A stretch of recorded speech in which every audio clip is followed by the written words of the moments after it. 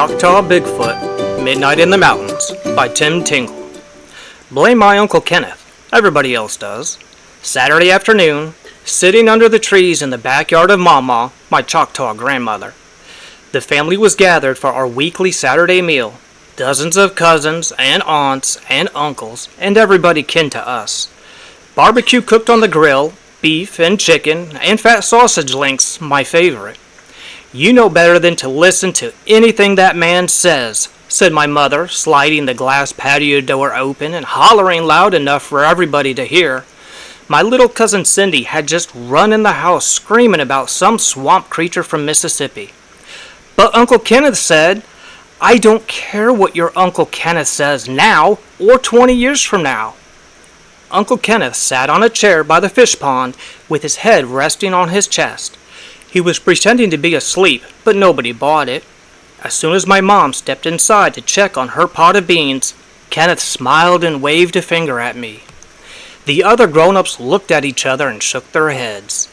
That's when you know, really know, you're surrounded by family. Nobody has to say a word. They just look at each other and you know what they are thinking. I sauntered across the yard like I was searching for fallen pecans on the ground.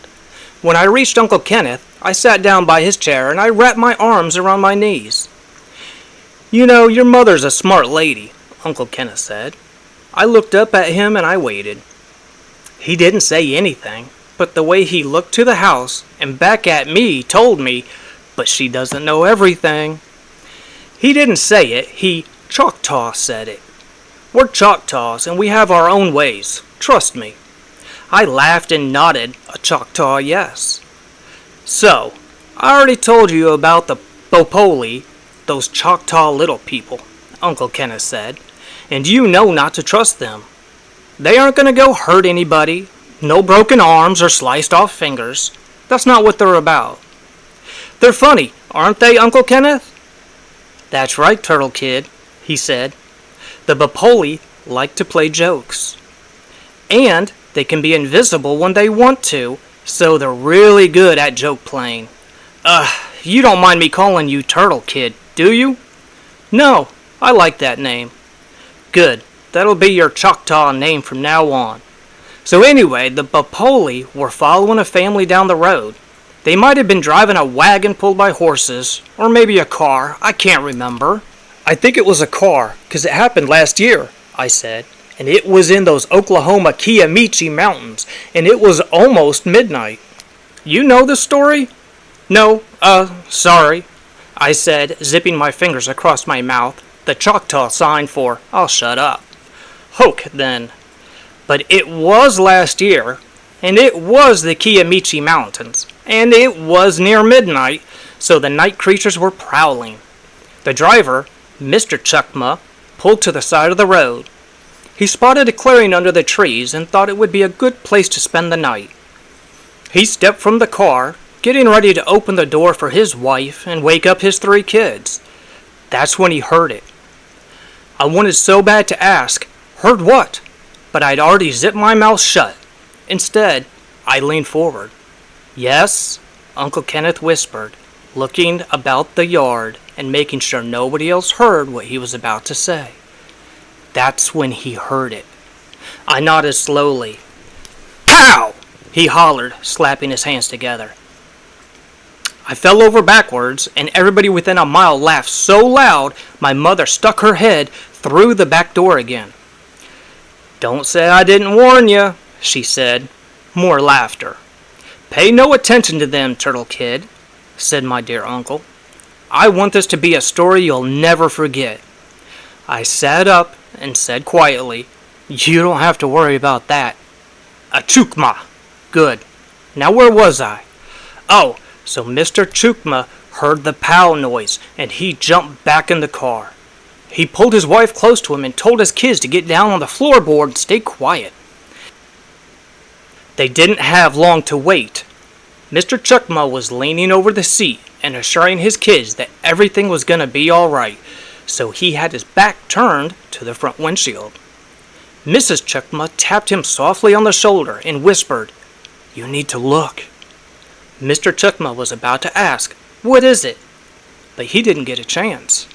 He heard a growl so loud the kid screamed, and Mrs. Chuckma screamed, and finally Mr. Chuckma himself screamed. Nalusha Cheeto, the big hairy man of Choctaw country, stood right in front of the car. Oh no! That's right, Turtle Kid. The big hairy man, Nalusha Cheeto. That's what we Choctaws call him.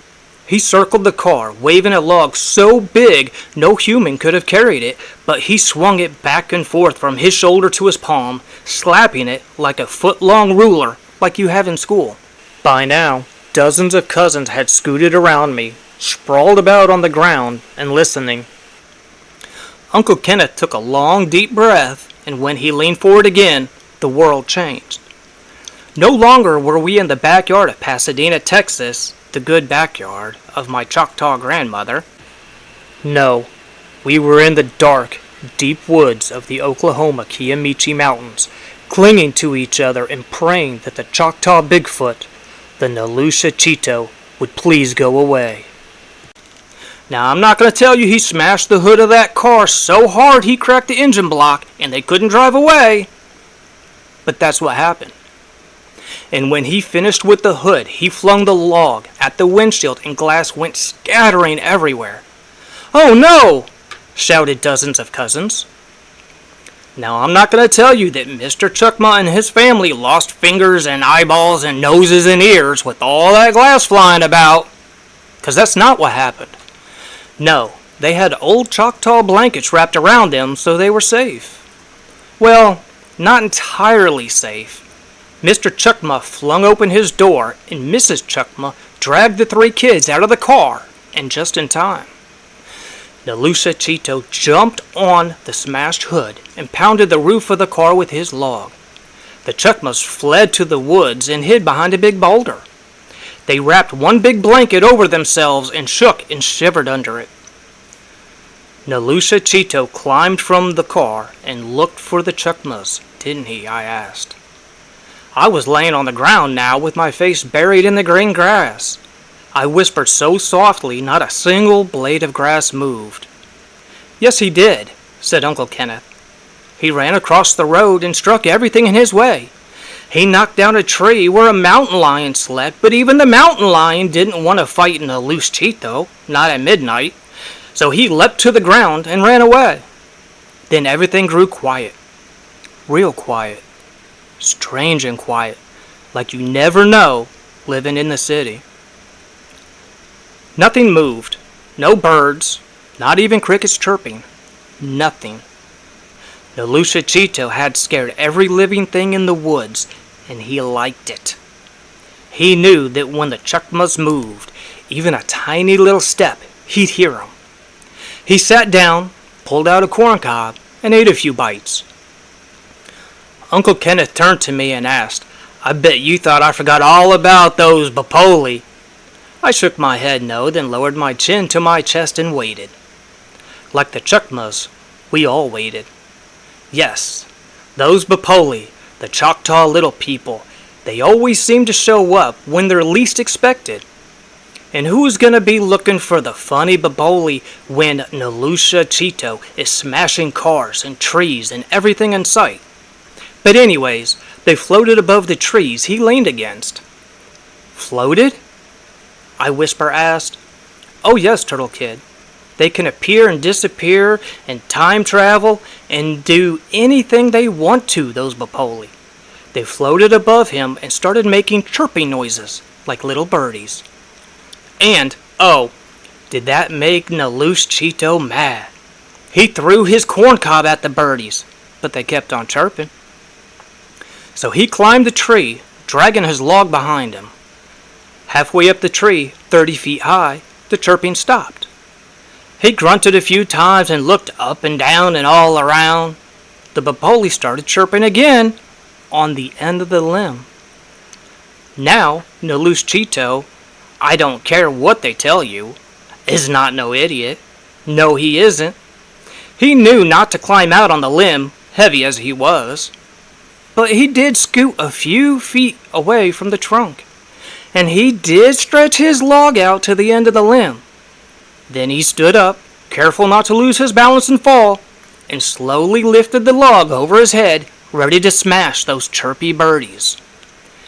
That's when they did it, the Bapoli. They started chirping louder than ever from the other end of the limb, the trunk side, and Nalusha Cheeto was so mad he turned around and smashed the limb he was standing on. Now, I'm not going to tell you he fell 40 feet to the ground and knocked himself out, and the Chukmas heard it all, and slept peacefully till morning, when they hitched a ride to town and lived happily ever after. Because that's not what happened, is it, Uncle Kenneth? I asked. No, Turtle Kid. It's never that simple. Not when the Bapoli are involved. What happened? Remember I said the Chukmas covered themselves with a Choctaw blanket? Well, Mrs. Chukma always carried a few spare blankets in the trunk of their car. And with the car smashed to smithereens, the trunk flew open.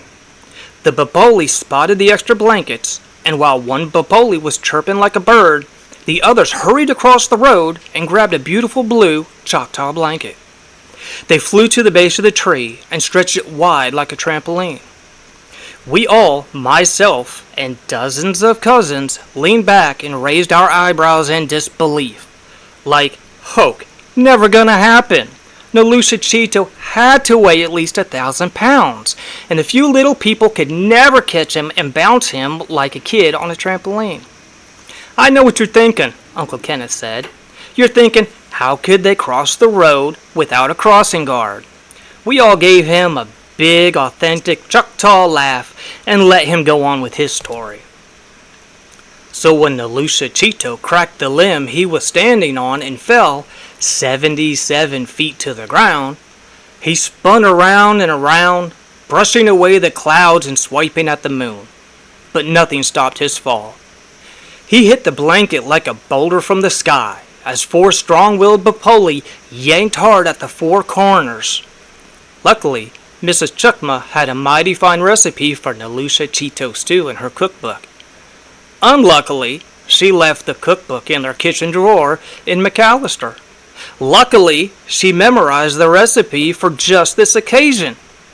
Unluckily for the Chukma family, but luckily for Nalusha Cheeto, he did not end up in a stew pot. No, he bounced high in the air once, twice, 4 times before settling on the ground, sitting Indian style and very relieved. Uncle Kenneth? Yes, Turtle Kid. What is Indian style? Glad you asked. Indian style means in a chair, like you sit in at school.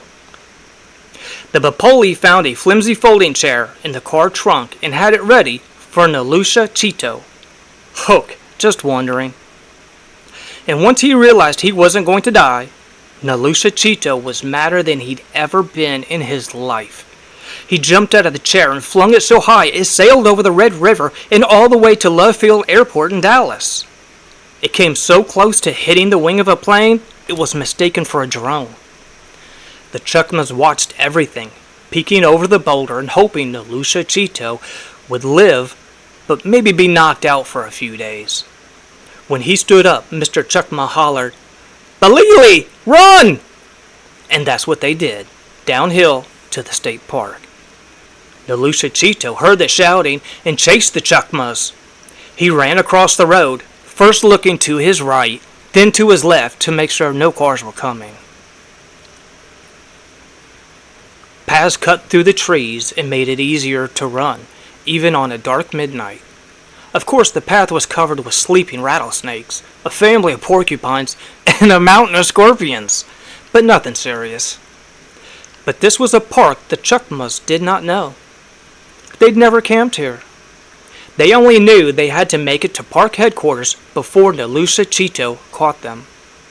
Mr. Chukma ran in the lead, slapping branches out of the way, lifting and tossing fallen trees stretched across the path. Mrs. Chukma hurried the kids along, trying her best to keep the blanket over their heads.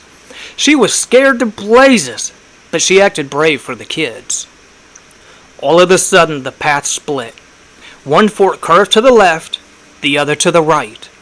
And right down the middle of the fork stood a tall sign with big letters and an arrow.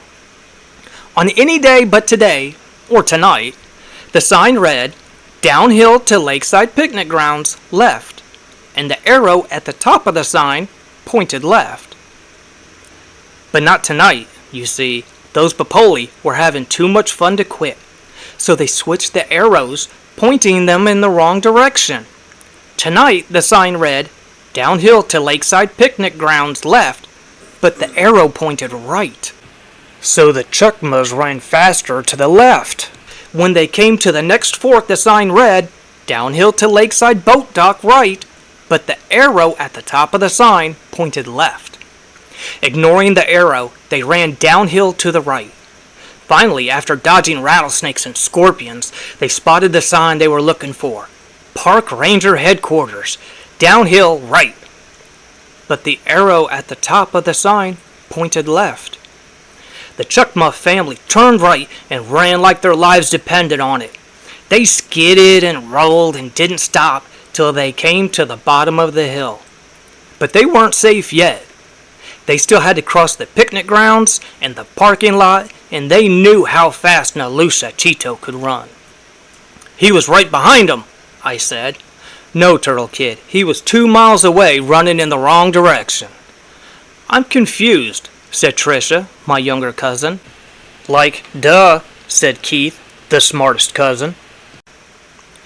I just sat back without saying a word, folding my arms in Choctaw, saying with my pursed lips and tilting head, "Hoke, so where is this going?"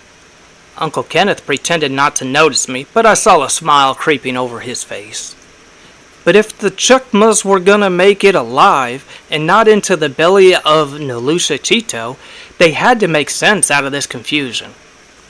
The big dude was fast and getting close, but he couldn't read, and when a sign pointed right or left, he followed the arrow.